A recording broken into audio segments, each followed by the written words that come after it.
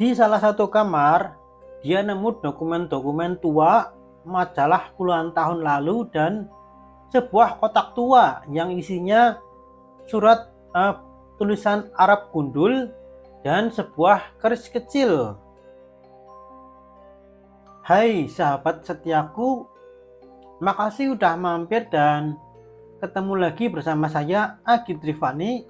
Nah, malam ini aku mau cerita tentang rumah dinas angker. Jadi cerita kali ini datang dari Yuda. Semua berawal dari permintaan ibunya yang minta tolong ke Yuda buat nyari dokumen penting milik bokapnya, ya milik bapaknya yang lagi sakit parah.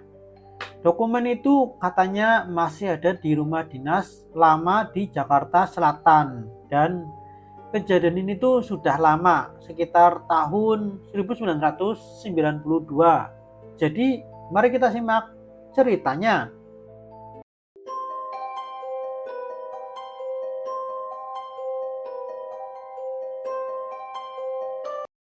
Yuda pun berangkat, bawa alamat lengkap sudah dia tulis di kertas, ya nggak kayak zaman sekarang yang tinggal pakai HP, pakai Sherlock, nggak gitu bre.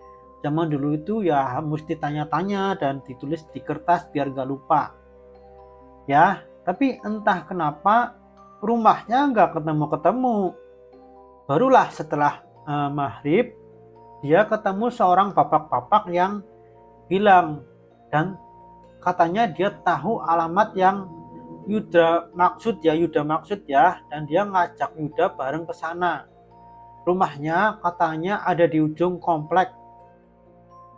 Akhirnya Yuda pun masuklah ke komplek itu, ya. Komplek itu tuh kelihatan hidup, banyak orang mondar-mandir, anak kecil main, suara-suara seperti suasana rumah biasa lah. Tapi semua sosok yang dilihat Yuda itu nggak ada wajah, entah ngebelakangin atau mukanya ketutup rambut panjang dan lain sebagainya. Pokoknya Yuda itu nggak bisa lihat wajah mereka, ya. Dan pas Yuda mau nanya sesuatu ke bapak tadi, ya udah nggak ada, udah ngilang. Dan sekeliling Yuda tiba-tiba jadi sepi, anyep gitu loh, sepi. Dan orang-orang yang tadi dia lihat nggak ada. Akhirnya dia coba lanjut sendirilah jalan sampai ke rumah paling ujung yang terang lah, ya. Pas diketok, pintunya kebuka sendiri bre. Dari dalam ada suara ibu-ibu bilang, udah datang, dek masuk aja, barangnya udah dititipin bapak. Ya udah, akhirnya Yuda pun masuk gitu ya. Tapi ibu itu tuh nggak pernah nunjukin wajah. Jadi ibu itu tuh selalu membelakangi Yuda ya. Pas tadi ngomong pun sambil membelakangi ya. Dia pun cuma bilang barang bokap Yuda ada di kamar lantai 2. Tapi sebelum Yuda naik, ibu itu sempat nyeletuk, ngapain buru-buru, bapak udah mau mati toh. Tapi Yuda nggak mau nanggapin lah.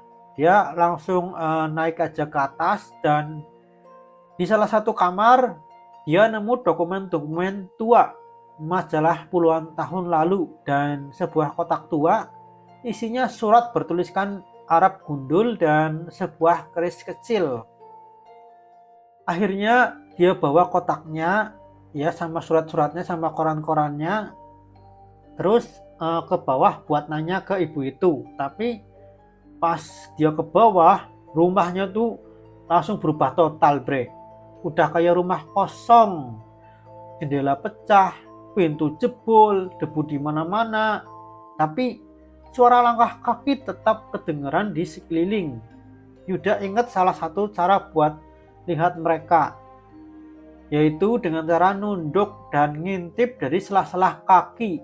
Dan benar aja, waktu dia lakuin itu, dia lihat ibu itu tadi berdiri di belakangnya.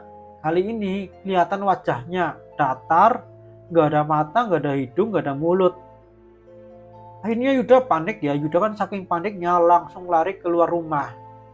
Tapi untuk keluar komplek, dia harus ngelewatin deretan rumah lain, dan kali ini semua warga yang tadi nggak nunjukin muka sekarang menghadap ke Yuda. semua wajahnya sama, rata, nggak ada hidung, nggak ada mulut, nggak ada mata ya. Akhirnya Yuda pun lari terbirit-birit. Akhirnya dia berhasil keluar ya, tapi langsung nabrak sesuatu dan ternyata satpam komplek. Yuda pun langsung dibawa ke kos, disuruh cerita. Tapi pas dicek CCTV, dari awal Yuda masuk sampai keluar, Yuda terekam sendirian, gak ada orang lain. Setelah pulang ke rumah, barulah ketahuan ternyata bokapnya dulu memang pernah main ilmu hitam. Dan beberapa yang ditinggalkan di rumah dinas itu harusnya dibersihkan dulu, biar bapaknya bisa meninggal dengan tenang. Dan hari itu juga orang pintar dipanggil. Setelah dibersihin, kondisi bapaknya jauh lebih tenang dan gak lama setelah itu beliau meninggal.